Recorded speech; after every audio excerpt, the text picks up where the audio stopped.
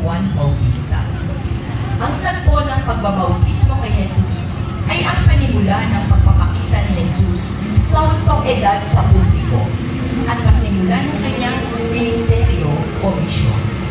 Sa panahong pinautismoan si Jesus, bumukas ang langit at bumababa ang Espiritu Santo sa anyo ng isang kalapati at isang pika ang narinig na nagsasabi, "Narito ang aking anak, ang lubos kong nalulugan." Sa Juan ay nagpakilala kay Jesus bilang kordero ng Diyos.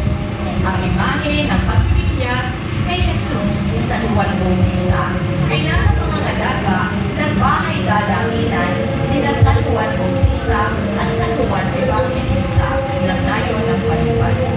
San Juan Bautista ang precursor, ipanalangin